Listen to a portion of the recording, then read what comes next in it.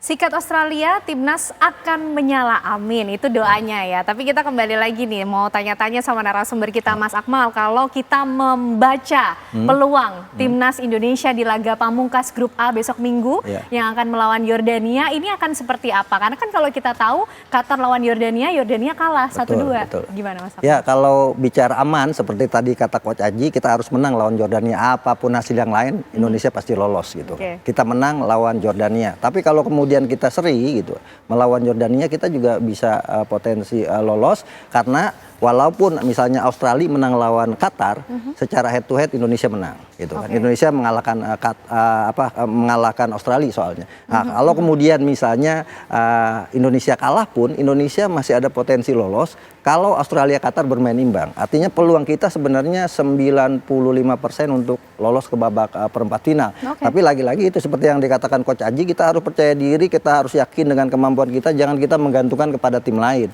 Dan ini modalnya adalah kita lagi sedang percaya diri tinggi melawan Yordania. Dan kalau kita lihat materi Yordania sebenarnya biasa-biasa saja, sama dengan Qatar menurut saya ya. Kenapa? Justru kalau bicara materi pemain di grup A, Indonesia tuh materi pemainnya yang paling punya pengalaman jam terbang yang paling tinggi di antara tim yang lain. Kenapa saya katakan demikian? Kita punya 13 pemain yang bermain di tim nasional senior. Dan mayoritas pemain yang di U23 saat ini, mau line up, mau cadangannya adalah mereka yang main rutin di Liga 1. Jadi ada kebijakan sebenarnya yang bagus dari PSSI, di mana regulasinya di Liga 1 mewajibkan minimal 45 menit pemain U23 harus main. Nah, ini hasilnya kelihatan di tim ini. Jadi kalau bicara pengalaman, mental, seharusnya Indonesia ada di atas Jordan. Walaupun Jordan kalau bicara pengalaman di Piala Asia, mereka pernah jadi peringkat ketiga di Piala Asia U23 pada 2013. Tapi kan ini kelompok umur, setiap tahun itu pasti berganti-ganti, bukan senior ya. Sehingga kemudian peluang kita saat ini amat sangat besar dengan materi pemain yang kita miliki. Tapi lagi-lagi jangan overconfidence, karena kepercayaan diri terlalu tinggi atau kemudian puji-pujian yang terlalu melambung yang membuat kita lupa diri, ini bisa jadi bumerang juga buat kita gitu. Nah, ini yang perlu hati-hati ya Mas Akmal ya. Nah, Mas Aji, lalu apa yang harus dilakukan oleh pemain timnas Indonesia termasuk juga Coach Sintayong untuk mempersiapkan diri melawan Yordania sehingga bisa main tenang, bisa membangun build up dari bawah, Mas Aji? Iya, tentunya yang pertama harus selesai ya. Euforia kemenangan melawan Australia sudah kita tutup, kita close, kita fokus pertandingan terakhir di penyisian grup. Menurut saya ini yang paling penting adalah bagaimana pemain-pemain bisa menjaga ritme permainan, bisa menjaga mentality ketika menghadapi Jordania. Kemenangan melawan Australia tentunya ini menjadikan modal yang sangat bagus, tetapi saya juga sangat setuju untuk apa yang disampaikan Pak Akmal, bahwa kita tidak boleh overconfident, karena itu justru nanti akan menjadi bumerang. Yang terpenting melawan Jordania nanti adalah bagaimana pemain paling tidak bisa mempertahankan seperti pertandingan melawan Australia, baik fighting spiritnya, cara bertahannya. Sedikit yang perlu ditingkatkan adalah cara menyerangnya, bagaimana ketika kita memasuki attacking third itu harus lebih tenang, harus lebih banyak melakukan kombinasi 1-2, karena salah satu cara untuk membongkar pertahanan lawan yang paling sulit diantisipasi adalah dengan menggunakan taktikal 1-2 sentuhan di attacking third. Ini sangat penting. Saya kira kalau menurut saya peluang bisa memiliki peluang yang sangat sama ya. Sama lah menurut saya, karena tim Jordan juga tim bagus meskipun mereka kalah dengan Qatar, dengan tuan rumah, tetapi jangan menganggap enteng dan jangan overconfident. Itu akan berbahaya. Seperti itu. Oke. Saya juga pengen tahu nih dari Bung Ege yang selalu pol-polan ngikutin perjalanan perjuangan timnas. Bung Ege kalau melihat dua laga sebelumnya melawan Qatar, melawan Australia, dan nanti hari Minggu akan melawan Yordania. Kalau optimismenya Bung Ege seperti apa melihat peluang Indonesia? Saya selalu berusaha untuk optimis, tapi Jordania dengan Qatar tadi malam itu sangat ketat ya, sebelum kemudian Muhammad Mane itu mencetak gol pada injury time menit ke-14 babak kedua. bagi Qatar, sebetulnya Al-Haz pencetak gol bagi Jordan itu nyaris mencetak gol lebih dulu pada menit ke-10 gitu. Jadi sebetulnya antara Qatar dan Jordan pun sangat ketat. Dan bahkan saya ingin menambahkan, tentu saja ada kabar baiknya. Pendukung kita akan selalu datang ke stadion. Dan Akmal, yang menarik juga, Jordania itu ternyata punya pendukung banyak juga di sini gitu. Jadi Seru nanti dong itu ya, Bang. akan ada kompetisi antar pendukung, tidak sama dengan Australia, mungkin cuma 5-6 orang gitu. Nah, lepas dari itu, saya sedikit hati-hati soal kriteria head to head. Kalau saya baca dengan sungguh-sungguh di sistem kompetisinya, poin 73, kemudian sampai ada poin 733, 731, 732 itu dinyatakan bahwa head to head kriteria adalah disebutkan di situ yang pertama itu jumlah poin, kemudian selisih gol dan jumlah gol memasukkan. Kalau saja itu masih sama, baru dihitung antara kedua tim in question. Jadi artinya kalau itu yang diterapkan agak berbahaya, dan saya setuju baik Akmal maupun Coach Aji tadi, kita jangan berharap Qatar dan Australia seperti apa. Kita memastikan saja kita bermain dengan Jordan itu targetnya menang. Karena sekali lagi nih, head to head kriterianya walaupun disebutkan head to head, tetapi ternyata kalau kita baca poin-poinnya masih lebih diutamakan poin di dalam grup, selisih gol, kemudian memasukkan berapa, baru kalau masih ada yang sama katanya, itu head to head yang dihitung antara dua kesebelasan. Jadi kalau misalnya Australia mengalahkan Qatar, dia akan punya selisih gol 1 ya paling tidak gitu, atau lebih. Sementara kita dengan -1 selisih gol kita pada saat ini, kalau imbang berarti kan nanti bisa tidak terlalu banyak dibandingkan dengan Australia. Walaupun Qatar pelatihnya Vale sudah menjanjikan tidak akan memberi kemudahan apapun bagi Australia. Jadi saya sependapat ini kita tentukan dari nasib kita sendiri. Seluruh penonton akan tetap datang, malah saya rasa akan lebih banyak dari yang kemarin, dan kita di lapangan akan saut-sautan dengan para pendukung Jordania yang juga akan banyak ini. Dubes supporter.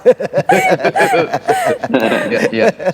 Oke, itu dari Bung Ege. Mas Akmal, ini menarik juga nih kalau kita melihat dari permainan ya. Bolehlah kita percaya diri mengatakan Yordania nggak terlalu istimewa lah kalau kita lihat dari 2 laga sebelumnya kan seri lawan Australia, kalah melawan Qatar. Tapi apa strategi yang harus dipersiapkan oleh Coach Sintayong dan juga apa juga yang perlu diwaspadai dari permainan Yordania? Ya, kalau kita bicara misalnya persiapan timnas di bawah Sintayong, sepertinya memang Sintayong menyiapkan kita untuk melawan tim Timur Tengah. Kenapa? Karena 2 uji coba terakhir yang dilakukan sebelum beraksi di Piala Asia adalah melawan Arab Saudi, kita kalah 1-3, kemudian kita menang 1-0 melawan Uni Emirat Arab. Sementara di grup kita ada 2 tim Arab tadi kan, Qatar dan juga Yordania. Nah, yang justru tidak bisa diprediksi ini adalah kita Australia ini kan, yang kita anggap wah mungkin agak berat, lebih berat nih. Sehingga kemudian sekarang melawan Jordania itu lagi. Jordania ini pasti tampil lepas habis-habisan karena kesempatan dia hanya kalau dia menang dia lolos gitu kan. Nah, ini yang harus diantisipasi oleh Indonesia. Tapi kalau kita bisa bermain dengan compact defense yang seperti kita peragakan melawan Australia, ini akan sangat luar biasa kalau bisa dijaga. Cuma permasalahan kan ini kan turnamen yang waktunya juga singkat. 2 hari kemudian kita harus sudah main lagi gitu kan. Ini yang kemudian harus diantisipasi oleh Sintayong dan tim pelatih fisik, bagaimana recovery pemain. Yang kedua, kita juga masih kehilangan 2 pemain kan yang mendapat kartu merah, ini juga menjadi kendala tersendiri. Dan yang ketiga yang perlu diperbaiki lagi adalah kinerja lini depan kita yang di 2 pertandingan belum kelihatan gitu kan sebagai tokoh utama untuk menggedor pertahanan lawan. Kalau kita lihat Komang Teguh ini mencetak sejarah sebagai pemain pertama yang mencetak gol untuk Indonesia di Piala Asia gitu kan. Dan Komang Teguh ini adalah kalau kita rentetan dalam sejarah pemain belakang pertama dalam 24 tahun yang mampu mencetak gol ke gawang Australia di semua kelompok umur gitu kan. Nah, ini rekor-rekor yang dijaga, dan yang menurut saya adalah kalau compact defense kita sudah bagus, problem kita ada di lini depan yang sampai sekarang belum menunjukkan ketajaman yang ini. Jadi di lawan Qatar pun misalnya double pivot kita waktu itu Ivar Jenner dan Arkan Fikri terlalu dalam sehingga tidak bisa mensupport lini depan. Nah, mungkin ini menurut saya yang harus dibenahi oleh Sintayong. Bagaimanapun sepak bola itu mencetak gol gitu kan. Dan statistik kayak kemarin kan misalnya Australia punya 21 peluang. 4 on target. Indonesia punya 8 peluang, hanya 1 yang on target tapi jadi gol gitu kan. Dan jadi ball position dan sebagainya di sepak bola modern saat ini tidak menentukan. Yang menentukan adalah siapa yang cetak gol lebih banyak. Gitu. Dan itu yang paling penting. Pokoknya lawan Jordania kita harus cetak gol lebih banyak gitu. Harus cetak gol lebih banyak. Jangan bergantung sama orang lain kalau kata Bung Ege juga. Mas Aji, tapi kalau melihat dari pertandingan sebelumnya melawan Australia, ini perlukah atau kemudian akan adakah perubahan komposisi pemain yang dilakukan oleh Coach Sintayong di skuad Garuda? Ya, tentunya setelah pertandingan kemarin itu pasti akan melakukan recovery training ya. Nanti bisa dilihat siapa-siapa pemain yang memang dalam kondisi masih cukup bagus. Saya yakin Coach Sintayong akan memberi kepercayaan kepada pemain tersebut. Tetapi menurut saya bahwa komposisi pertama ketika melawan Australia ini cukup bagus, cukup ideal. Terbukti pemain-pemain main sangat bagus dari pemain belakang sampai pemain depan. Oke, meskipun memang yang disampaikan oleh Bang Akmal tadi benar bahwa lini depan kita kurang produktif ya, yang cetak gol pun kemarin juga pemain belakang, tetapi di sepak bola siapapun bisa aja mencetak gol, tidak ada masalah. Terpenting kami bisa mencetak gol. Tapi memang harus mempertajam lagi penyerangan-penyerangan pemain depan kita. Tentunya Coach Sintayong pasti sudah mengevaluasi itu, dan mudah-mudahan nanti taktik strategi yang digunakan Coach Sintayong berharap juga akan bagus seperti ketika menghadapi Australia. Seperti itu, Pak. Oke, Mas Haji, Bung Ege, ini kan nanti juga supporter akan pol-polan ya di sana karena Yordania juga supporternya banyak. Nah, tapi optimisme Bung Ege yang nanti akan juga mengikuti langsung lah ya pertandingannya seperti apa? Karena ini juga akan menjadi penentuan loh bagi Coach Sintayong karena masih ada parameter dari PSSI yang harus dibuktikan. Ya, pertama-tama tadi kami sempat sholat bersama-sama dengan para pemain, Pak Sumarji, Pak Endri, dan para official ya, serta para asisten coach. Dan banyak sekali masyarakat sini yang setelah sholat pun sama-sama bertemu dan berjanji akan datang lebih banyak lagi.